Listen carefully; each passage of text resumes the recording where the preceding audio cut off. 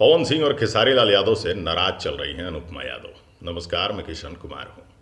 जी हां, आप सही सुन रहे हैं दोस्तों। पूरी बात बताएंगे, वीडियो अंत तक ज़रूर देखिएगा। इन दिनों सोशल मीडिया पर अनुपमा यादव कुछ ज़्यादा ही छाई हुई हैं। कारण है नवादा जिले में एक कार्यक्रम के दौरान इनके साथ क्या कुछ हुआ, इस मामले से आप सभी अवगत हैं।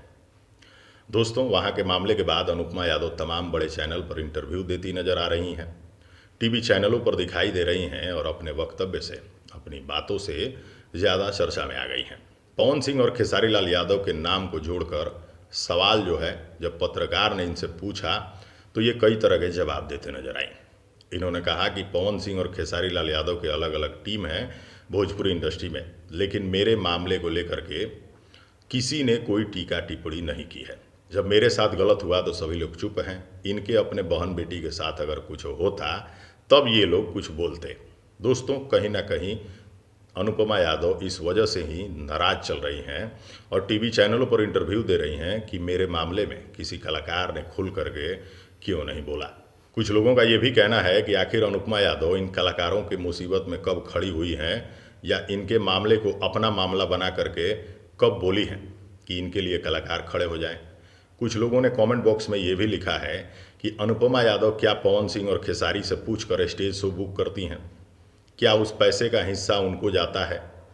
क्यों बेवजह खेसारी लाल और पवन सिंह इनके मामले को गंभीरता से लेकर लोगों से भिड़ जाएं? आखिर इनके मामले ये खुद क्यों नहीं सलटाती हैं? अनुपमा यादव इंटरव्यू के दौरान ये भी बोली कि मैं गोलू राजा के साथ आगे चल के कभी स्टेज शो नहीं करूँगी। दोस्तों, इस तरह की चीज़ें बयानबाजी करते हुए नजर आई अनुपमा यादव।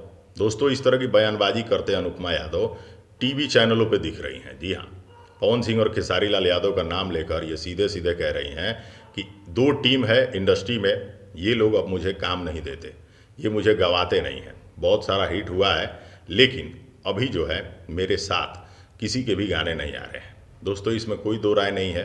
पवन सिंह जैसे आदमी ने इनको बहुत बड़ा ब्रेक दिया पुदीना जैसे गाने को लेकर के, और आज पवन सिंह को ही भला बुरा कह रही हैं। ये कहाँ तक उचित है? आखिर पवन सिंह अगर चुप हैं तो निश्चित रूप से पवन सिंह अपनी जगह सही हैं, क्योंकि पवन सिंह जब बोलेंगे तो भूचाल आ जाएगा भाई साहब।